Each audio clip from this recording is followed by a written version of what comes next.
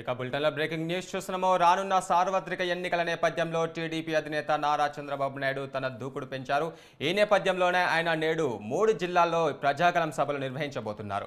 కర్నూలు, ప్రకాశం, గుంటూరు జిల్లాలో సభలు నిర్వహించబోతున్నారు. ఉదయం 11 గంటలకు ఎమ్మెగనూరులో ప్రజాగళం సభ నిర్వహిస్తారు. ఆ తర్వాత మధ్యాహ్నం 3 గంటలకు మార్కాపురం సభలో పాల్గొంటారు. ఆ తర్వాత సాయంత్రం 5:30 గంటలకు బాపట్లలో జరిగే ప్రజాగళం సభలో ఆయన మాట్లాడతారు. ఇదే అంశంపై మరిన్ని వివరాలు మా ప్రతినిధి రాఘవ అందిస్తారు. రాఘవ, చెప్పండి, రానున్న ఎన్నికల నేపథ్యంలో చంద్రబాబు నాయుడు తన దూకుడు పెంచాలని తెలుస్తుంది కదా, ఈ రోజు జరగబోయే 3 సభల గురించి అప్డేట్స్ ఏంటి? గురు, థ్యాంక్ యూ గురు. నేడు 3 జిల్లాల్లో చంద్రబాబు ప్రజాగళం సభలు కర్నూలు, ప్రకాశం, ఉమ్మడి గుంటూరు జిల్లాలో సభలు నిర్వహిస్తున్నారు. మధ్యాహ్నం 3 గంటలకు ప్రారంభమవుతుంది మార్కాపురం ప్రజాగళం సభయాత్ర. సాయంత్రం 5 గంటలకు బాపట్లకు చేరుకుంటారు.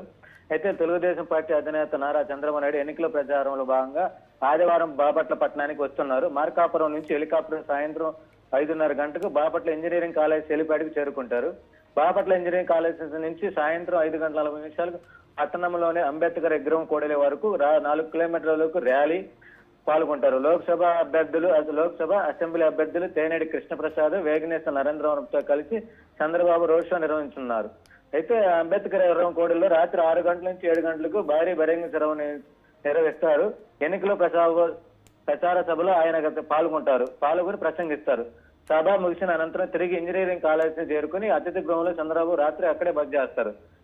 కళాశాల నుంచి సోమవారం ఉదయం హెలికాప్టర్ హైదరాబాద్ వెళ్తున్నారని సమాచారం గురు.